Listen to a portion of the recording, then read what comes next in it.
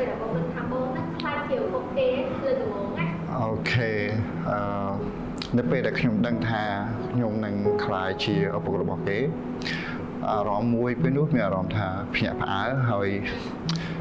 មានអារម្មណ៍ថារីករាយបំផុតនិយាយទៅបើសិនណាយើងនិយាយពីអារម្មណ៍ដែលយើងខ្លាចជាឪពុកគេដំបូងគឺសម្រាប់ខ្ញុំគឺមានអារម្មណ៍ពីរផ្សេងគ្នាអារម្មណ៍ទី1ពេលដឹងដំណឹងថាគ្រូសាខ្ញុំគាត់មានផ្ទៃពោះអញ្ចឹងណាយើងមានអារម្មណ៍ថាសប្បាយចិត្តដូចយើងត្រូវឆ្នោតរង្វាន់ធំអញ្ចឹងណាបាទហើយយើង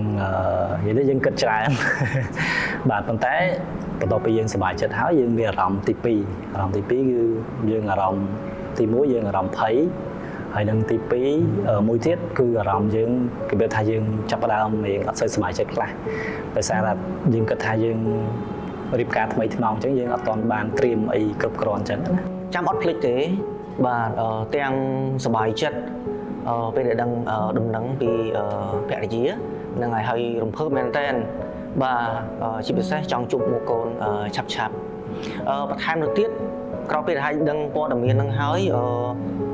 ត្រូវចេះផ្លាស់ប្ដូរទៅលើការរស់នៅថ្មីមួយបាទគិតគូរទៅលើផែនការថាតើគួរតែរៀបចំទទួលសមាជិកថ្មីនឹងយ៉ាងដូចម្ដេចដើម្បីប្រសើរឡើងថែមនឹងទៅទៀតគឺត្រូវតែថែរក្សាសុខភាពមើលការខុសត្រូវឬក៏ថែទាំភរិយាដែរពេលហ្នឹងគឺមានអារម្មណ៍មួយថាអារម្មណ៍ច្រើនច្បោកចូលគ្នាទាំងភ័យផងអរផងហើយស្ទើរតែមិនជឿថាខ្ញុំកំពុងតែត្រៀមខ្លួនខ្លាយជាឪពុកគេពេលនេះខ្ញុំនៅចាំថាខ្ញុំមកញឹមមួយថ្ងៃតរល្ងាចហើយយើងមានរឿងថ្មីច្រើនដែលផុសឡើងនៅពេលហ្នឹងពិសេសគឺពាក់ព័ន្ធជាមួយនឹងអនាគតកូនតែម្ដងតើបងនឹងចាំអារម្មណ៍ដំបូងដែលបងបីកូនបងអត់បងខ្ញុំចាំច្បាស់ណាស់នៅពេលដែលខ្ញុំបាន3កូនដំបូងគឺជាអារម្មណ៍មួយដ៏ពិសេសបំផុតនៅក្នុងជីវិតរបស់ខ្ញុំនៅពេលដែលខ្ញុំឃើញមុខកូនដ៏ស្រស់ស្អាតខ្ញុំស្គាល់នៅសេចក្តីស្រឡាញ់ដ៏បរិសុទ្ធមួយហើយមានអារម្មណ៍ថាយល់ថាការរស់នៅគឺមានន័យប៉ុណ្ណាថ្ងៃទី1ដែលខ្ញុំពោកូនរបស់ខ្ញុំហ្នឹងគឺមានអារម្មណ៍ថាទឹកចិត្តយើងជាឪពុកគឺយើងស្គាល់ហ្មងថាពីមុនយើងឃើញតែឪពុកម្ដាយយើងស្រឡាញ់យើងទេប៉ុន្តែយើងនៅពេលដែលយើងបាន3កូនរបស់យើងអញ្ចឹងយើងមានអារម្មណ៍ថាយើងពិតជាស្រឡាញ់គាត់មែនតើអញ្ចឹងបាទអារម្មណ៍ដំបូងនោះពេល3ភ្លាមខាច់ធ្លាក់កូនយើងបារម្ភនឹងឲ្យព្រោះគ្នាទូចបាទហើយទី2នោះគឺ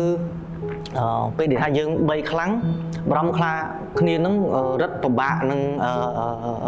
ប្រឈមជាមួយនឹងនេះអាចយំទៅទៀតហ្នឹងហើយអារម្មណ៍ពេលហ្នឹងគឺវាជាអារម្មណ៍មួយដែលរំភើបមែនតើក្នុងឆាកជីវិតរបស់ខ្ញុំពិសេសគឺយើងមិនអាចកណនីបានអារម្មណ៍ពេលហ្នឹងដោយសារតែទី1គឺពេលដែលលើសំឡេងកូនយំភ្លាមអារម្មណ៍មួយដែលរំភើបដោយសារតែទី1យើងអាចដឹងថាទាំងម្ដាយទាំងកូនក៏មានសុវត្ថិភាពសម្រាប់បបពិសោធន៍ដែល3កូនវិញវាជាអារម្មណ៍មួយដែលពិបាកនឹងកណនីមែនតើពេលដែលបងខ្លាចជាឪពុកគេហើយបងគិតថាអ្វីដែលបងគិតថាលំបាកជាងនេះសម្រាប់បងជាទី1គឺពេលវេលានឹងការសម្របសម្រួលជីវិតផ្ទាល់ខ្លួនជាមួយនឹងតួនាទីជាឪពុកអញ្ចឹងខ្ញុំត្រូវចេះអត់ធ្មត់ត្រូវរៀនផ្ដល់ភាពជាគំរូហើយចេះផ្ដល់សិទ្ធិអធិភាពដល់កូនជាងអ្វីទាំងអស់គឺទី1គឺយើងត្រៀមខ្លួនអត់តាន់មានន័យថាទោះបីយើងត្រៀមរយៈពេល9ខែ10ថ្ងៃនឹងក៏ដោយប៉ុន្តែនៅពេលដែលយើងទទួលបានកូនស្រីដំបូងរបស់ខ្ញុំភ្លាមគឺយើងនៅរៀងថ្មីមានថាយើងអត់ទាន់ចេះមើលថែទារកឬក៏កូនក្មេងតូចៗអញ្ចឹងជាពិសេសពេលយប់ឡើងហ្មងគាត់យំគាត់អីចឹងគឺយើងអត់បានសម្រាប់គ្រប់គ្រាន់ទេប៉ុន្តែយើងនៅសប្បាយចិត្តនឹងមើលគាត់បានមិនថាបងទេបរោះទូទៅភិកច្រើនក៏គាត់អាចនឹងជួបបញ្ហាលំបាកដូចបងដែរហ្នឹងហើយគឺទៅលើកម្លាំងហ្នឹងហើយព្រោះយើងអត់ល្ងុយច្រើនបាទព្រោះបងធ្វើការពេលថ្ងៃបាទពេលដែលត្រឡប់ពីធ្វើការវិញត្រូវតែជួយមើលបន្ទុក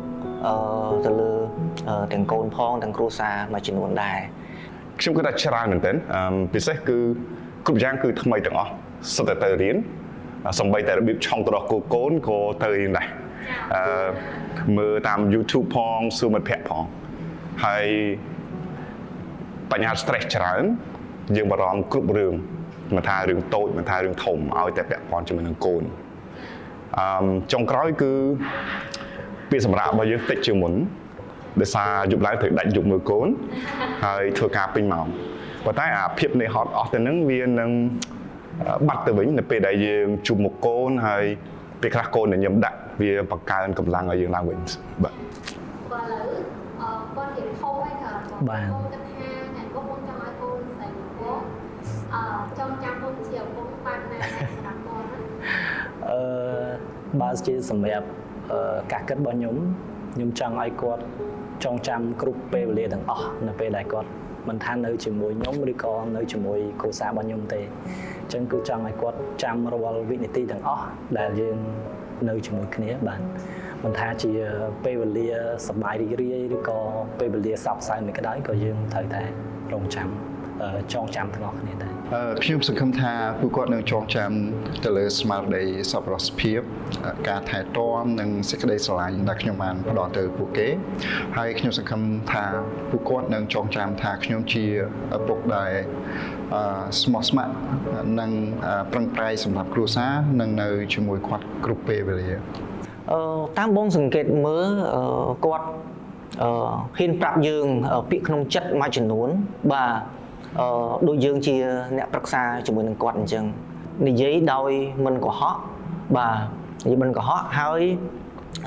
តាមរយៈអ្វីដែលថាបងបានផ្ដល់ខាងគាត់នោះគឺនិយាយដោយគាត់អាចនឹងស្ដាប់យើងបានខ្ញុំជឿថាខ្ញុំមិនខុសជាមួយនឹងឪពុកម្ដាយដទៃទៀតទេយើងតែចង់ឲ្យកូននៅចងចាំថាគាត់មានឪពុកម្ដាយមួយដែលជាគំរូដ៏ល្អឬក៏ជារ៉ូម៉ូដែលមួយសម្រាប់គាត់អ្វីទៅថាកូនមកនៅកុំទេដែរឥឡូវនេះខ្ញុំគិតថាពួកគាត់នៅសាលាហើយគាត់យ៉ាងណាកំពុងតែអង្គុយសិក្សាជាមួយនឹងលោកគ្រូអ្នកគ្រូរបស់ពួកគាត់ហើយចង់ទៅគាត់yes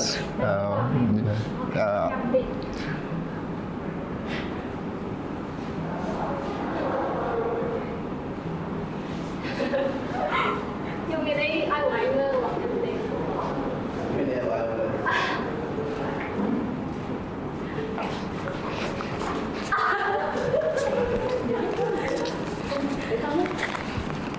យាយកាហ្វេហ៎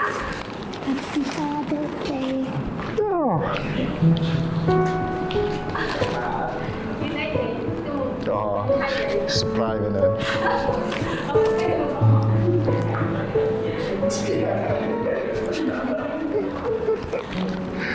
អូខេ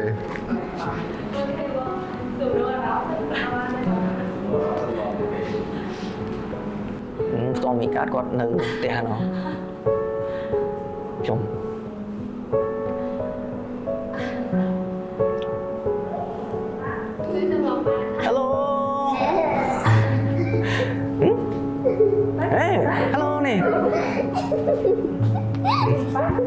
ណាអីគេហ្នឹងឡាវអញ្ចឹងឡាវអូខេអង្គុយនេះ You are my princess ណែជួយខ្ញុំណាបិទមាត់មកគេថ្ងៃចិត្តផាត់មុខទៀតលើហ្នឹងហើយប៉ាចង់ឲ្យខាងកូនខំរៀនទី2ដើម្បីឲ្យប៉ាស្រឡាញ់ម៉ាក់ស្រឡាញ់ក្រុមគ្រួសារយើងស្រឡាញ់តាយើងស្រឡាញ់ខិតខំរៀនហ្នឹងហើយស្ដាប់បង្គាប់ហ្នឹងហើយហើយអត់មានទេមានតែឲ្យឯងឆ្លាតកុំឲ្យមានជំងឺហ្នឹងហើយរឹងមាំសុខភាពរឹងមាំបាទហ្នឹងហើយហើយ Billy I love you What do you talk about I love you ចូលមកអាចអ៊ំមើលគាត់បាទ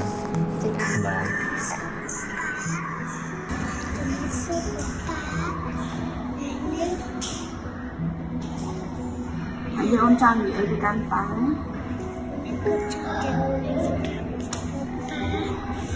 Xong rồi xong rồi thay đồ bài kia ở cô nạp đi ở cô pa là pa kia là pa không vậy chứ ok thì không chân đồ bài trong thùng nó hay kia ở cô pa là pa ấy pa xà lạnh ốn xà lạnh một cái ok hay cái kia chung cô pa sẽ đẹp hết ok vậy kia hay như đấy như sọc một kiểu ấy ok rồi sẽ đẹp ho con cô pa ok thank bạn đã lấy lẹ này nè bạn ở cơn sợ lẹ bạn មានអារម្មណ៍ថាពីមុនមកយើងធ្លាប់តែជូនពរពុកម្ដាយរបស់យើងអញ្ចឹងណាបាទប៉ុន្តែឥឡូវយើងទទួលបានអារម្មណ៍មួយថាគឺកូនអញ្ចឹងគាត់ជូនពរយើងម្ដងអញ្ចឹងយើងមានអារម្មណ៍ថាពេលខ្លះយើង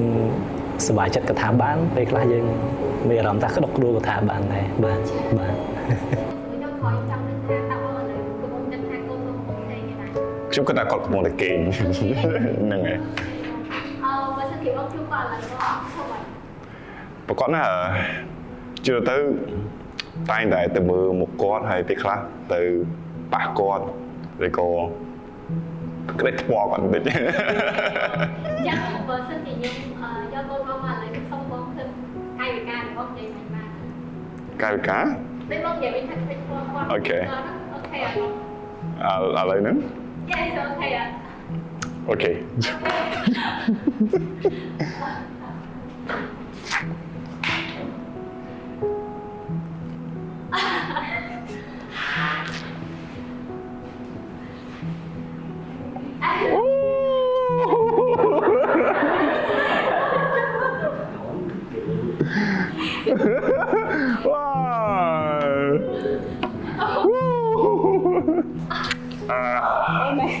Mẹ trong này.